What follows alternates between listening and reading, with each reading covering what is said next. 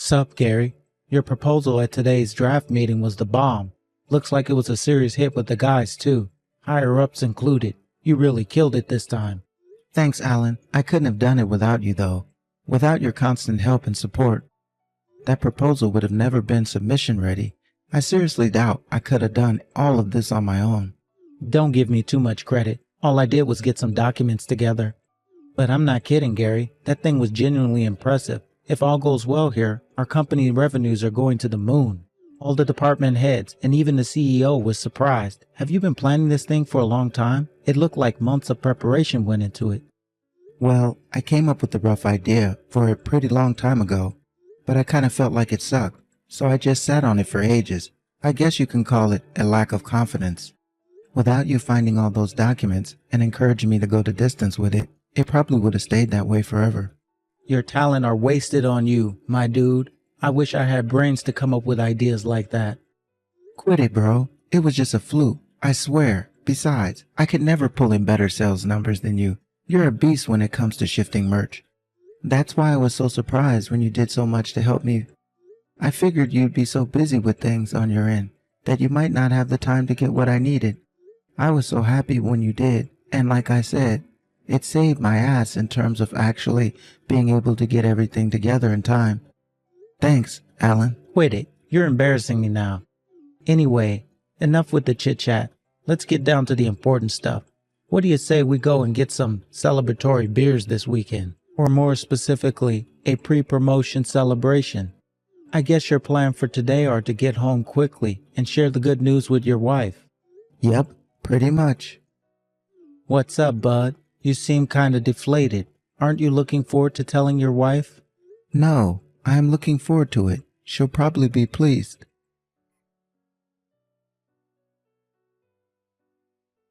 Right. And not probably. Of course she will. Anyway, I'm gonna find a nice bar for us to head out to at the weekend. Leave it with me. Cool, thanks. Don't mention it, alright? See you at the office tomorrow, pal. Gary, hello? What's going on? When I got to the office, there was a letter on your desk. What's going on? Is this some kind of prank? You are coming to work, right? Hello? Gary, you were late 8 minutes ago. Get your ass down to the office. It's not like you to skip work. Wait a sec. No way. Is this stuff written in this letter for real? About your wife threatening to divorce you if you come to work? I just assumed it was some kind of prank, but I guess you really aren't here.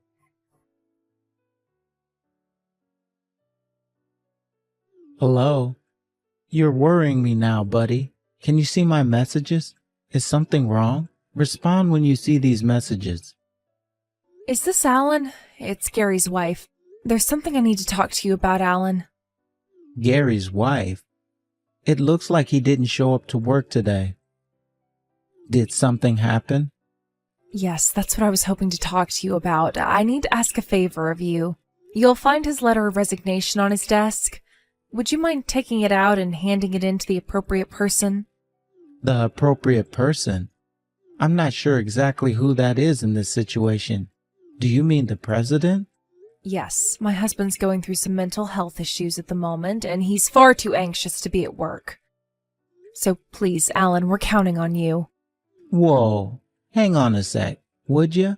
How could you expect me to hand in Gary's resignation to the company president without even hearing from the man himself, whether that's actually what he wants? This is a big decision, and it's not something that can easily be undone if I do it. Are you really Gary's wife? Yes, I am. Can't you read or something? That's what I just told you, isn't it? Sure, but with all due respect, I'd just be taking your word for it. That's not enough for me to make a judgment on this. Besides, why does Gary want to resign in the first place? Things were going so well for him here. He wants to resign because he doesn't want to carry on working there, obviously. That is generally what resignation means, you know. After all, your company is full of brain-dead morons, isn't it? The only reason I'm able to message you now is because Gary gave me your number. How else would I have gotten it? Would that not have been obvious to you if I didn't say it? Thanks for proving my previous statement about the average IQ at your office. Even still, I can't go ahead with something so major based on a sudden bunch of messages from someone I've never met. I don't care what you say. You can be as rude, arrogant, disdainful towards me and the people at this company as long as you like, but I won't be handing in Gary's resignation on his behalf. If he wants it handed in so bad, tell him he needs to come in and do it himself. Goodness me, just how much of a brain-dead moron are you, Alan? It's precisely because he can't do that we're messaging you, Einstein. My patience is wearing thin with you now. Will you hurry up and do as you're told before you and me have a falling out? Why can't he do it himself? At the very least, he must have came into the office first thing this morning before anyone else, right? To put this so-called resignation letter on his desk. My husband doesn't feel up to seeing anyone right now. He's too anxious. It doesn't take a genius to figure out he must have been having some kind of trouble at work. Could it be perhaps that someone there was bullying him and made him stop wanting to do his job?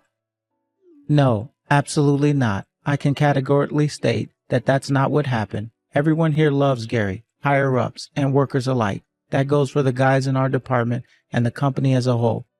I've never heard of him being involved in any trouble here. Zero. Zip. Everyone loves him? Now I really have heard it all. You don't have to try and cover for him. I am his wife, you know. I know everything. And what's that supposed to mean? That he's a useless, good-for-nothing social misfit who's no good for anyone for anything. Go on, admit it. I bet he causes trouble for you all at the office pretty much every day, doesn't he? Don't hold back. You can be honest with me, Alan. I'm sure you know it would be in everyone's best interests if you helped him to quit. What the hell? Are you sure you're not making some kind of misunderstanding here? You cannot be talking about the same Gary. Sure, maybe he's not the most proactive when it comes to suggesting new ideas or pushing things forward, but when it comes to the fundamental understanding of the way things work here and the mechanisms behind our business strategies, there's no one more knowledgeable than Gary. Not just that, but ask him a question and he'll explain in detail until he's sure you understand absolutely everything. He often picks up on things the boss says during meetings that most of us miss. Then he'll go around the office afterwards making sure everyone understood. I guess that's what I'm trying to say here, is that you're wrong. Gary's a highly competent worker who's vital to this company, and not just that, but he's one of the nicest guys I've ever known. If you were genuinely his wife like you say you are, there's no way you'd be attacking him in this way. No, dear, like I said, the only reason you've fallen for Gary's trickery is because you're a pea-brained moron with an IQ lower than my shoe size. Besides, who the hell do you think you are? Anyone would think you were his labor union representative. You should remember you're nothing but one of his co-workers. Yes, I am his co-worker, but I'm also his friend, which means if he was ever in trouble, I would want to be there to help him. There's no way I'm handing in this letter of resignation based on the dubious claims of a complete stranger who messaged me out of the blue, slandering and denigrating him. You really are a grade A hypocrite. What's the weather like up there on your high horse, Mr. Perfect? Would you like a sainthood? Should I start calling you Jesus? Do you have any idea how much my husband slacks off at home? Huh? Despite the fact that he should cook my dinner as soon as he gets home from work, he never does any such thing. He doesn't do the laundry, he doesn't wash the pots, he doesn't clean the house. Instead, he pathetically attempts to do it all in one go on his days off. I don't think I need to tell you how filthy that means our house gets. He obviously has no intention of fulfilling his obligations to his family. Hang on a second. If my memory serves me correctly, I'm pretty sure I remember Gary telling me his wife was a stay-at-home housewife a little while back. Do you have a job? No. Huh? I despise the notion that it's a woman's job to do the housework. But sadly, patriarchal notions of male chauvinism and the oppression of women are woven just as deeply into the fabric of society as they ever were. The idea that women should be in the kitchen is parochial and antiquated, an anachronism. I mean, come on, don't you think it's strange? The idea that we should be the ones who do the cooking and cleaning just because we're women? Hang on a second. It's not that I think women should do all that stuff just because they're women. Wait, are you telling me Gary does literally everything? He both works full-time and does all the cooking, cleaning, and housework? Of course he does. It's a man's job to provide for the woman, and that includes at home, too. He's the one who got down on one knee and begged me to marry him. He's the one who made me change my surname. Surely this is the least he can do for me in return. Forgive me for asking this, but are you forcing your wife to do all of the housework? No, I'm still single. I knew it. How did I know? You must give off single energy. With old-fashioned ideas like yours, you'll never find a girl who wants to marry you. Me, I wouldn't want a man who thinks like you if you paid me $1 million. It looks like the conversation went a little off track. For the time being, would you just tell Gary to get in touch with me when he can? I'd really like to discuss what happened today with him directly. I'm afraid that's not going to be possible. You see, Gary's phone broke yesterday. All right. Well, can you tell him to stop by my house then? I can't do anything without hearing what his wishes are in all of this. Not happening. Excuse me? Why not? Whether he does end up quitting his job or not, surely you understand it would be irresponsible to go ahead with this without speaking to him first. If you're really Gary's friend, as you seem to be claiming you are, then I suggest you start having a little more consideration for his feelings. I've made his wishes abundantly clear, and if you choose to continue willfully ignoring that, then you're nothing but an enemy. You won't be seeing my husband at the office anymore, all right? You can do this, Alan. We're counting on you. What? Quit ignoring everything I say. I am not handing in that letter.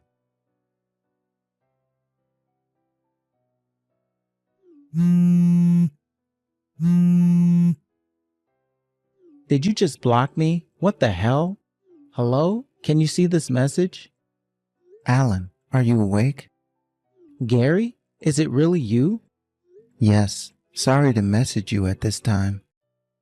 It's fine. Don't sweat it. Gary, are you okay? What the hell happened? And what's going on with your wife? Forgive me if this sounds rude, but dude, she seems kinda nuts. I'm fine. I'm so sorry, Alan. When I told my wife I might be in line for a promotion last night, she flipped out and smashed up my phone. That's why I couldn't message you myself. She did what? She finally fell asleep a few minutes ago. I'm messaging you from my work-use computer. I'm so sorry for all the trouble she caused you. Bro, I feel awful for everyone at work having to deal with me not being there on the fly like that too. Don't sweat it, Gary. Really, it can't be helped. But dude, are you really quitting the company? Yeah. She said if I don't quit the company, she'll divorce me. Wait, what? Hang on. I don't follow. That makes no sense. Isn't a wife usually pleased when her husband gets a promotion? She said if I spend any more time at the office than I already do, our family will fall apart. She told me I need to stop spending so much time at work and start properly fulfilling the duties I took on when she gave me her hand in marriage. She probably thinks if I get a senior position at the company, my hours will go up and she won't be able to boss me around and bark orders at me at my house as much. What the hell kind of twisted, messed up logic is that? I guess I could understand a woman feeling anxious about the prospects of her man spending more time at the office, but not for a reason like that. I mean, what the hell? What are you gonna do if you quit your job? Sylvia said I'm going to start work at a company of her choosing. The bottom line is that I'm on strict orders to quit my current job as soon as possible. So what's it gonna be? Are you gonna do as she says like a subservient little lapdog with no will of his own? Are you seriously gonna tolerate being treated like this? I get where you're coming from, but Alan, she's the only woman who would marry someone like me. I'm scared of being alone. It was always my dream to get married. I can't bring myself to throw that away now that I finally have it, especially after I worked so hard to get it. I want kids too. Besides, Sylvia is great when she's in a good mood. It's not all bad, I swear. So you're gonna spend the rest of your life walking around on eggshells, terrified of doing or saying the wrong thing and never able to truly speak what's on your mind. Are you gonna just do as she tells you for eternity? I didn't want to say this, but you're pretty much her slave. What? It couldn't be more obvious to me that she looks down on you. The way she spoke about you made it seem as though you were nothing more than a piece of dirt on the bottom of her shoe. Like you were her plaything, to be tossed around, controlled, and manipulated as she sees fit. There's no way she treats you with respect and decency at home. I just know it. Go on, tell me. I'm right, aren't I? Well, I guess you are, but I only have myself to blame. It's because I'm not working hard enough. Even though you work full time and do all the cooking, cleaning, laundry, and housework entirely on your own, what exactly it would take for your effort to be enough? What more could you possibly do? I'm single, so it's not like I can claim to be an expert on any of this, but I do know that marriage isn't about one side bearing all the burdens on their own. It's supposed to be a team effort, Gary. What happened to caring for each other? What happened to respecting and being considerate towards each other? Surely that's what married life you imagined for yourself looked like, 'cause I know for sure it didn't look like the one you're living. Tell me, Gary, are you happy? I don't know. I always thought I could make things better by working harder. I see. Listen, I won't say anything else on the matter. I've said my piece. It's your life, and these are your decisions to make. But if you're gonna quit the company, then you at least hand in your resignation letter yourself. All right, got it. If you ever change your mind and need my help, I'll be there in a heartbeat. Whenever, wherever, rain or shine, I have your back, bro. See you later. Hey, Alan, hang on a sec. Do you really think my proposal has a chance of making it? Huh? If you ask me, I think there are a bunch of things wrong with it. It's unpolished and full of flaws. No. You're thinking about this the wrong way. Those aren't flaws. They're points for improvement. If there are things that need working on, then all we need to do is have the necessary discussions and work on them.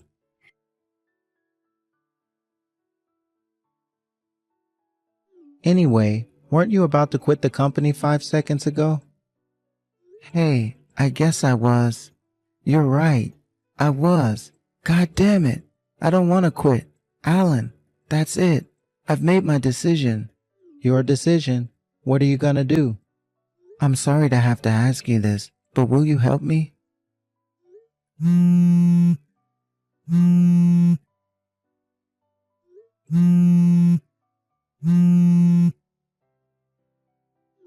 Gary, where are you right now? I see you finally woke up then. Good morning. Today was a late one, huh? I just asked you a question. Answer me. Where the hell are you? Where am I? I'm at work, of course. What? But you promised me you'd never go again. When I woke up, all of your things were gone. I don't understand. You've got some serious explaining to do. Alan let me leave my stuff at his place. What? Whatever. Cut the crap and get your ass back home right this instant. You promised me you wouldn't go to the office anymore. You lied to me, you despicable traitor. I didn't promise you a thing. You decided that on your own with no input from me. Besides, I won't be coming home anymore. I already canceled the contract with the landlord. You have until the end of the month to find someplace else to live. What? What the hell are you talking about? What utter nonsense. Do you seriously think I'm going to tolerate you breaking your promises like this? I'll divorce you. I swear I will. Okay, divorce sounds good, huh?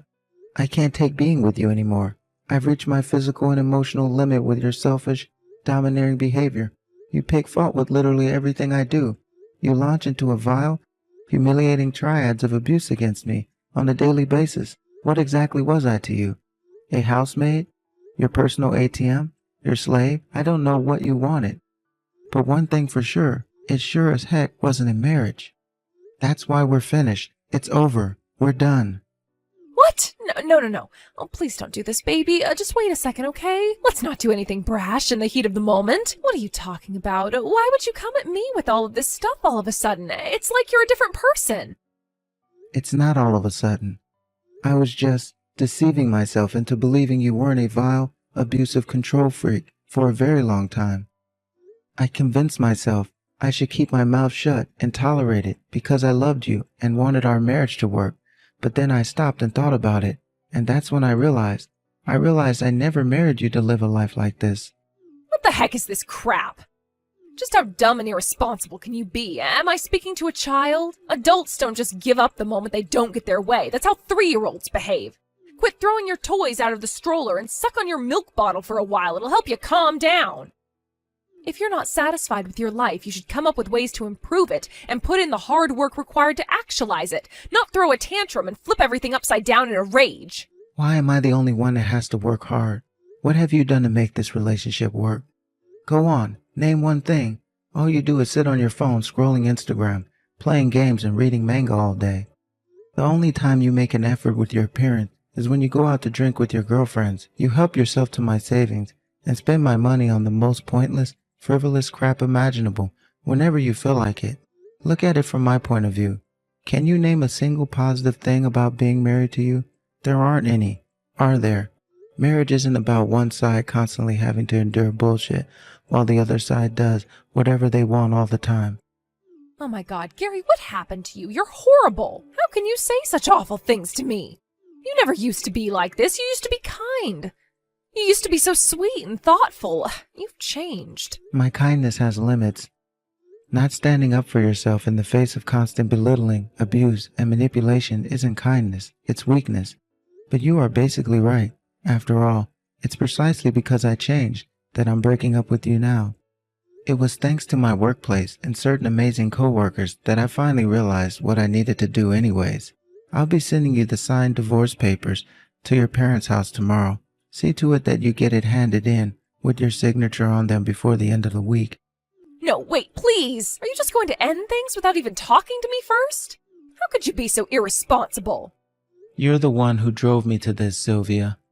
Not only that, but you completely refused to work and forced me to keep on top of literally everything at home, even though I was working full time.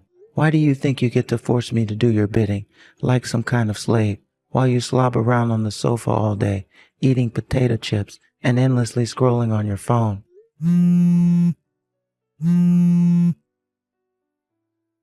Gary, please, I admit I was in the wrong. Please, will you forgive me?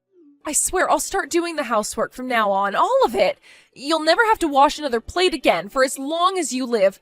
Please, just rethink the divorce. You can even carry on at your job, too. How does that sound? Please, Gary, you're all I have. I can change. I swear I'll work hard. I swear. Your change means nothing to me because it doesn't come from a place of genuineness. You're only saying this because you realize I'm sick of you and I want you out of my life. Besides, I know about all your secret meetups with the guys from the dating apps. What? I've been burying my head in the sand and pretending it wasn't happening for a long time, but not anymore. It all ends here. Oh, and I'll be filing for as much compensation from you as I possibly can. Good luck. Wait, what the hell? No way, this has to be a joke. I don't have any money. Not my problem. How about you sell all your branded bags and fashion accessories you bought with my money? That should help you get started. I mean, it's not even gonna come close to covering everything you owe me. But you did just say you're gonna start working hard from now on. With all the compensation you're about to owe me, you'll have the perfect chance to prove you actually mean it. HQ, barging past security and kicking down the door of an empty meeting room in a desperate bid to find her husband. Naturally, security weren't gonna let that slide. Within less than 30 seconds, she was in a chokehold on the floor and the cops were on their way. Even after being let out of bail, she kept on showing up outside the office every day. She soon stopped showing up once the boss stormed outside in a rage and yelled in her face at the top of his lungs how much money she owed him for the door she kicked down. Gary's divorce went by without a hitch thanks to all the proof he had of his wife's cheating, not to mention the mountain of chat logs demonstrating what an abusive control freak she was. In the end, Sylvia was ordered to pay him a hefty sum in compensation. Gary tells me that these days she's working as a cleaner while living at her parents' place under the strict supervision of her father, who used to be a military commander and is known for his strict temperament and harsh discipline. Her days now consist of working 14-hour shifts to come up with the monstrous amount of compensation she owed her ex-husband. Now that it's behind him, Gary can finally laugh about the whole ordeal. When the divorce went through, he joked that his ex-wife finally had the opportunity to make up for sitting around on her butt all those years. When he made his comeback at the office, he worked so hard it was like he was possessed, and his already good reputation at the company soared to heights previously unimagined. Since coming back, he's a lot more cheerful and proactive than before. As for our friendship, we're closer than we've ever been. I say friendship, but it's more like we're half rivals, half best buddies. All in all, Gary is happier and more optimistic than I've ever seen him. I can honestly believe that getting rid of Sylvia was the best move he ever made. No one needs Sylvia in their life.